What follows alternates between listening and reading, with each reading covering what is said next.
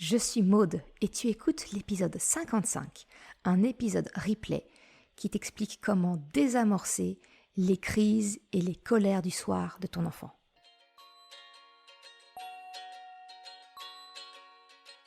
Salut et bienvenue sur le podcast S'élever en même temps que son enfant. Je suis Maude, coach certifiée chez Mercredi, mais surtout maman de 3 enfants.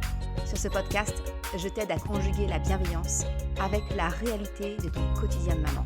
Utiliser ton choix d'une parentalité bienveillante comme un accélérateur de ton propre développement personnel. T'aider à changer de regard sur les situations que tu vis avec ton enfant pour t'en servir, pour grandir et apprendre sur toi. Salut, je suis contente de te retrouver aujourd'hui encore. Je vois que notre rendez-vous hebdomadaire te plaît parce que l'audience du podcast, elle augmente de semaine en semaine. Je suis très heureuse de voir que ce que je te partage ici, chaque samedi, semble t'être utile ou tout du moins t'aide à te poser des questions et à réfléchir sur certains points de ta parentalité. Tu le sais, je crois vraiment que le changement débute toujours par une prise de conscience. Alors, sincèrement, si je ne sers qu'à cela, c'est déjà énorme pour moi. Aujourd'hui, je souhaite te parler des décharges émotionnelles et plus particulièrement celles qui surviennent en fin de journée. Tu connais sans doute que trop bien cette situation, celle où ton enfant, le soir venu, explose de colère et part en crise, entre guillemets, alors que toi, tu n'avais rien vu venir. Je souhaite te partager mon astuce afin de les désamorcer, ou au moins limiter la survenue de ces crises et de cette colère du soir.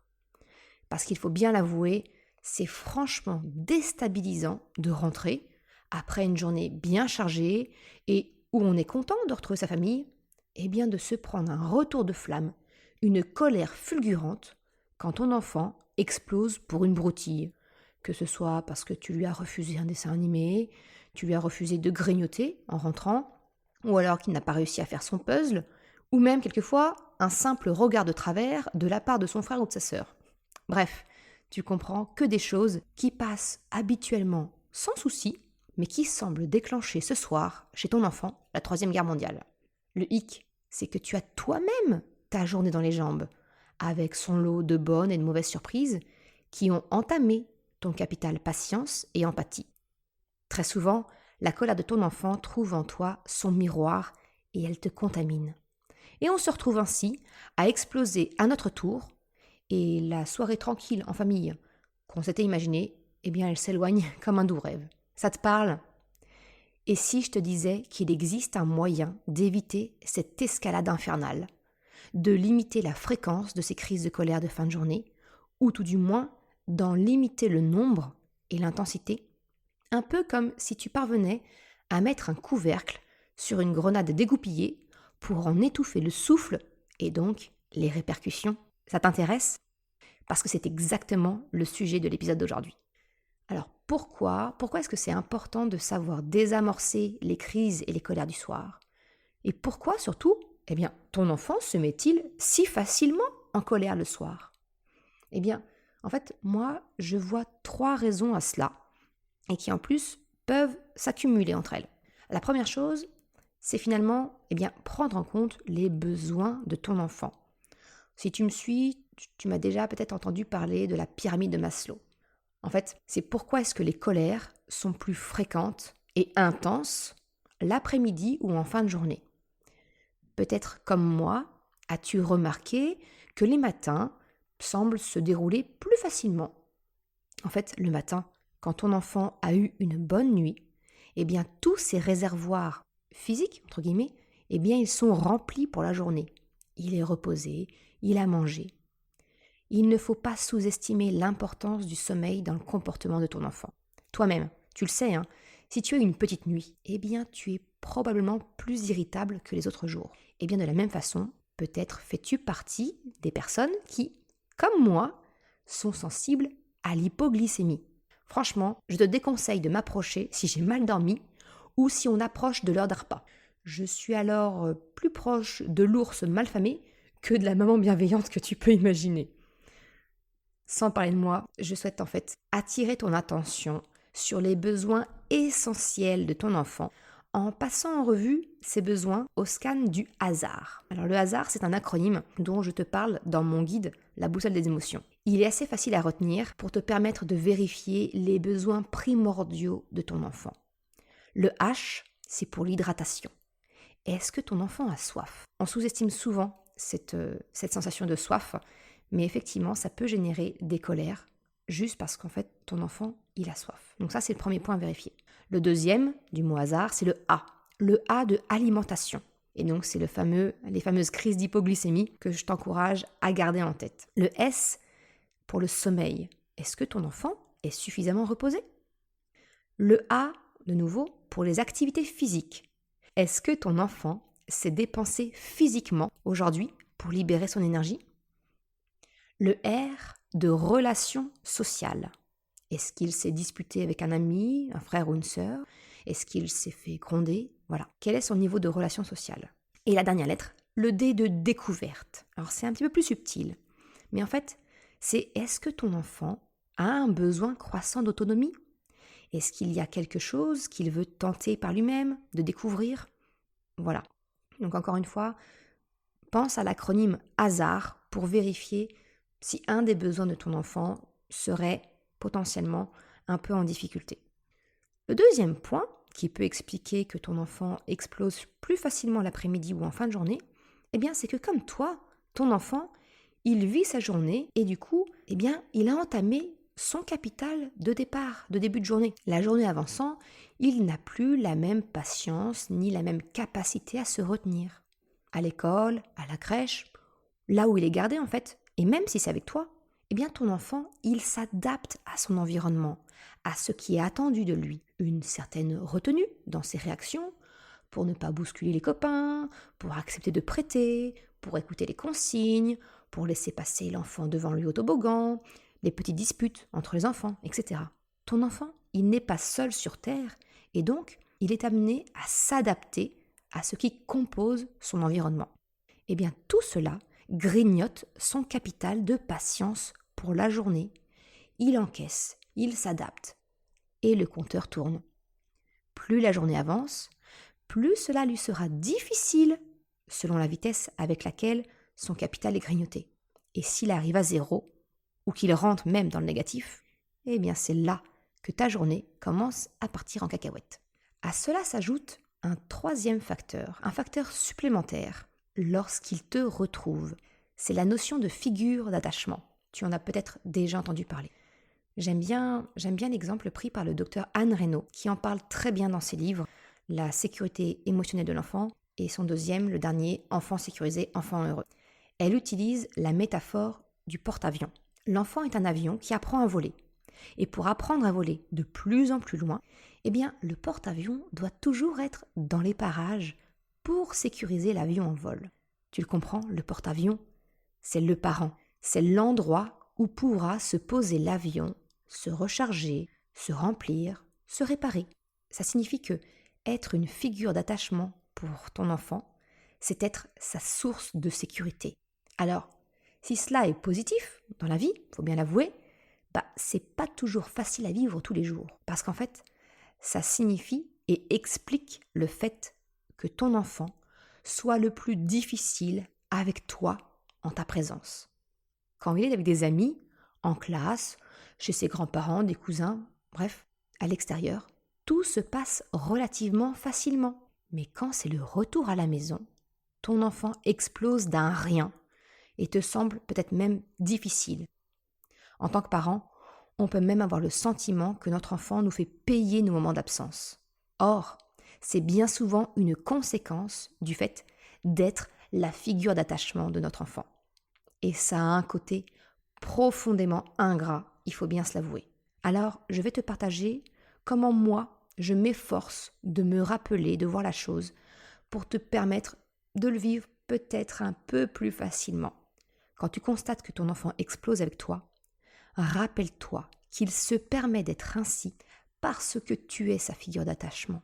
Cela signifie qu'inconsciemment, à ses yeux, il sait qu'il peut être qui il est avec toi, parce qu'il sait que ton amour pour lui est profond, sincère, indéfectible. Et c'est vrai, C'est vrai parce que même si ton enfant commet la pire des erreurs, le pire des comportements, une part au fond de toi continuera toujours de l'aimer, par instinct protecteur et maternel. Même si on est bien d'accord, même si tu peux rejeter son acte et être profondément déçu de voir que tes valeurs n'ont pas été respectées, mais une part de toi continuera de l'aimer.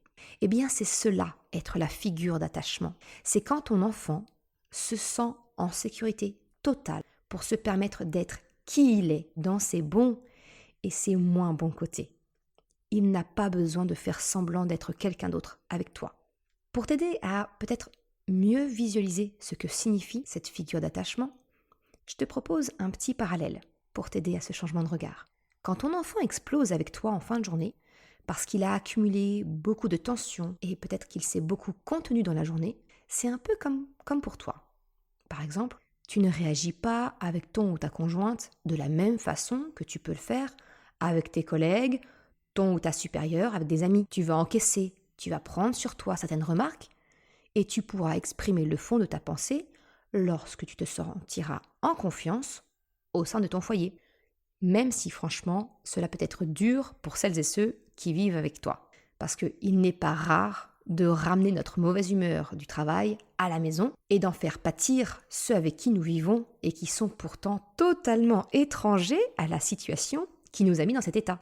On a même quelquefois tendance à utiliser nos proches comme des punching balls pour des émotions que nous avons ressenties dans un tout autre cadre. Eh bien, c'est exactement la même chose pour ton enfant. En rentrant de l'école, de la crèche, du parc, eh bien, il a accumulé un tas d'émotions. Il les a mis de côté en prenant, autant que possible pour son âge, sur lui. Et elles ressortent le soir venu. Relâchement provoqué par le retour de la figure d'attachement, mais également par une diminution de sa capacité de se retenir due à la fatigue de la journée. Et cela, même si tu as le sentiment que les émotions ont peut-être déjà débordé au cours de la journée et qu'il a explosé, qu'il a évacué. Non. En fait, il faut savoir que le cortisol, c'est une hormone en fait dans notre corps, le cortisol généré pendant une crise, voilà, quand on s'énerve ou autre, eh bien ce cortisol perdure dans notre corps pendant environ 5 heures. Et il a un effet cumulatif. C'est-à-dire que même si une crise a éclaté, eh bien les effets biologiques du cortisol qui a été sécrété perdurent, eux, pendant encore 5 heures. Donc tu comprends que si un grain de sable survient pendant ce laps de temps, eh bien il vient de nouveau s'ajouter à la charge existante avec le risque de dépasser le seuil et de déclencher la crise suivante. Alors, si on cumule la fatigue de la journée, l'hypoglycémie de la fin de journée, le retour de la figure d'attachement avec beaucoup d'émotions accumulées dans la journée, tu comprends, on a la recette parfaite du cocktail Molotov émotionnel. L'autre point que je voudrais aborder avec toi, et tu le comprends maintenant sans doute, c'est que quelque part, sans prendre conscience de ce qu'a vécu ton enfant, eh bien tu avances à l'aveugle. Si tu ne sais pas ce qu'il a vécu dans sa journée, c'est un peu comme si tu avançais les yeux bandés. Tu ne sais pas du tout si tu traverses un champ de fleurs ou bien un champ plein de mines. C'est donc très utile de te renseigner pour savoir où tu mets les pieds et si tu as besoin de certaines précautions pour aborder la soirée. Le troisième avantage de tenter un désamorçage de la situation avec ton enfant en te renseignant sur sa journée, eh bien, c'est de donner de l'attention à ton enfant. Et pas n'importe laquelle. Comme je t'en ai parlé dans l'épisode bonus numéro 5, discuter avec ton enfant pour connaître sa journée te permet de lui donner de l'attention positive. C'est un moyen de remplir son besoin affectif. C'est un moyen de lui consacrer du temps de qualité. Ce fameux temps de qualité dont je te parle. Le deuxième effet qui se coule, c'est que s'intéresser à lui, à sa journée, à ce qui se passe dans sa vie, eh bien ça permet de nourrir votre relation et son estime de lui. Cela nourrit votre relation parce que, tu le comprends bien, partager ainsi un moment ensemble pour discuter, c'est partager un moment de vie, d'intimité. C'est cela qui construit et nourrit une relation. Mais ça permet également de nourrir l'estime que ton enfant a de lui-même parce que ton intérêt pour ce qu'il a fait, ce qu'il a vécu, eh bien lui permet de se sentir intéressant, valorisé, digne d'intérêt. Tu le comprends, ça prend finalement très peu de temps, mais ça a vraiment beaucoup de répercussions positives pour ton enfant et pour votre lien. Un autre avantage, qui peut te sembler évident, mais je préfère que ce soit clair, c'est que désamorcer une potentielle décharge émotionnelle de ton enfant, eh bien, c'est une façon de développer l'intelligence émotionnelle de toute la famille. Tout d'abord, pour ton enfant. C'est bien évidemment positif pour lui, parce qu'il va le vivre, l'expérimenter, il va comprendre et assimiler que chercher à écouter le besoin et l'émotion de l'autre permet un soulagement émotionnel, une résolution de crise, parce qu'il va directement l'expérimenter en le vivant, grâce à ton accompagnement.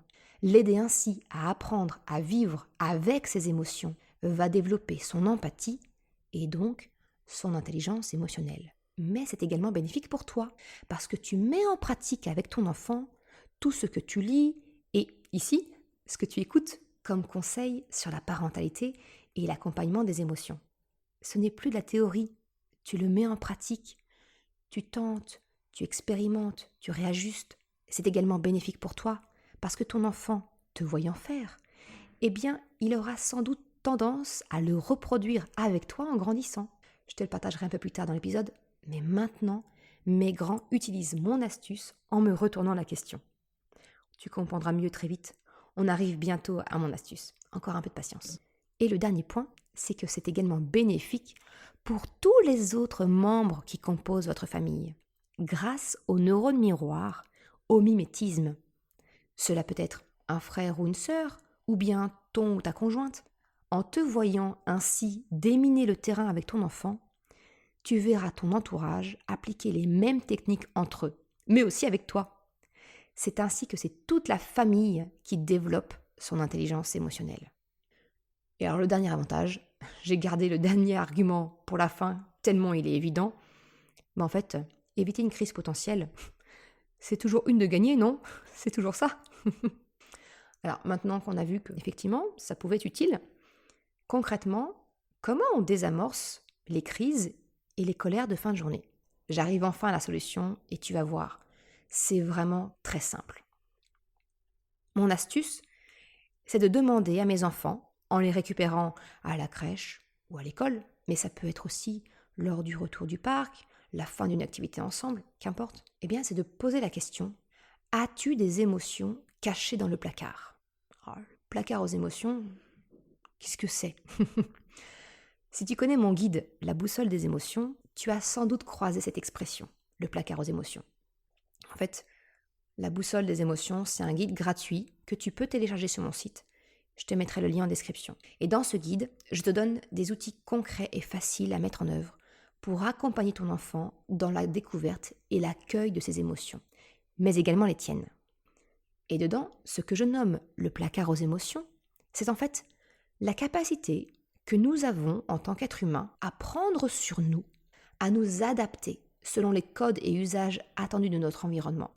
C'est notre façon de temporiser nos émotions. C'est exactement ce dont je t'ai parlé quand je t'ai expliqué que, comme toi, ton enfant a vécu sa journée en s'adaptant à son environnement. Rester tranquille sur sa chaise d'école, repousser les attaques d'un ami de la crèche qui voulait prendre son jouet, et donc de se retenir de le pousser. Des potentielles disputes avec un camarade pendant la récréation pour savoir qui pouvait jouer ou qui pouvait utiliser la marelle, qu'importe. Le placard des émotions, j'y vois plusieurs avantages. Tu vois, tu comprends tous ces petits moments où ton enfant a dû prendre sur lui de réfréner son comportement naturel pour correspondre aux codes et usages de son environnement. Toutes ces petites contrariétés, c'est un besoin de suradaptation qui génère inconsciemment et naturellement, chez tout le monde, des émotions. Eh bien, selon leur nature et leur fréquence, selon l'âge de ton enfant, il va plus ou moins bien réussir à les accueillir, à les gérer et potentiellement à les enfermer à double tour dans son placard. C'est cela qui lui permettra d'adopter le comportement qui est attendu de lui, en classe, à la crèche, au parc. Ton enfant a acquis la capacité, essentielle je dirais, pour vivre en société, de mettre sur pause ses émotions, pour les temporiser et les vivre quand cela sera possible. Et surtout, accueillir une émotion, c'est la vivre, c'est la laisser passer. Temporiser, c'est très bien, mais il faut apprendre à la libérer. Le fait de poser la question à ton enfant s'il a des émotions dans le placard, eh bien tu lui apprends à les libérer. Le plus gros problème à mes yeux, de nous, adultes, c'est que nous sommes passés maîtres dans l'art de la temporisation de nos émotions. Mais le problème, c'est que nous ne savons pas ensuite les libérer pour les accueillir et leur permettre de nous traverser, de nous libérer. Et finalement, eh bien nous le faisons d'une manière totalement incontrôlée lorsque nous explosons. C'est là que nous avons le sentiment de subir nos émotions. Alors que, si nous apprenions à les libérer, à écouter leurs messages pour les accueillir et les laisser sortir d'une manière consciente, le résultat serait tout autre. Apprendre à ton enfant à savoir vider son placard, c'est un sacré cadeau que tu lui fais. C'est cela l'intelligence émotionnelle. C'est savoir vivre avec ses émotions, les écouter, savoir les accueillir pour ne plus subir leur impact négatif quand elles débordent et qu'elles deviennent hors de contrôle. Pour ce qui est d'accueillir les émotions, encore une fois, si tu le souhaites aller plus loin, je te recommande de télécharger mon guide offert sur le site La boussole des émotions. Je t'y partage des outils concrets et simples à mettre en œuvre pour apprendre à le faire. Mais si je devais résumer, demander à ton enfant s'il a des émotions dans le placard, c'est bénéfique parce que, premièrement, eh bien, tu prends connaissance du terrain. Est-ce que c'est un champ de mine ou un champ de fleurs? Tu n'avances plus à l'aveugle. Le deuxième avantage, c'est que si tu apprends que des émotions ont été mises au placard, tu peux les désamorcer en permettant à ton enfant d'en parler, de vider son sac. Tu es alors en mesure d'apporter ton soutien moral, affectif, peut-être même technique. Ton enfant se sentira écouté, compris. Et ça, c'est déjà un puissant levier de soulagement. Sans parler du fait que cela renforce votre relation et complicité. Parce que ton enfant, il sent bien qu'il peut compter sur ton soutien. Le troisième avantage que je vois, c'est que tout simplement, tu apprends à ton enfant à savoir libérer ses émotions d'une manière acceptable. Et le quatrième effet, c'est qu'en te voyant faire, eh bien, il apprend également comment apporter de l'aide émotionnelle aux autres. Tu développes son empathie. Mon petit bonus, pour clôturer cet épisode, c'est un petit conseil finalement. Lorsque tu poseras la question à ton enfant s'il a des émotions dans le placard, eh bien, partage-lui les tiennes. Cela lui permettra lui aussi de savoir s'il avance dans un champ de fleurs ou un terrain miné. Il saura si tout va bien et qu'il peut se comporter normalement, ou si, la journée difficile, on va marcher sur des œufs avec maman. Le deuxième, c'est que te voir partager tes émotions, ce qui s'est passé dans ta vie, eh bien, ça lui permettra d'accélérer son propre processus d'apprentissage. C'est le pouvoir du mimétisme.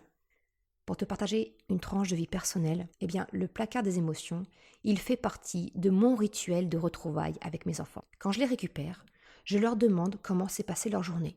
Et une fois installés dans la voiture, quand on est dans notre petit cocon, loin des oreilles des autres, je demande à chacun de mes 3 enfants s'ils ont des émotions dans le placard. C'est un temps de parole pour chaque, et non pas une question que je pose d'une façon globale. Non, j'individualise la question.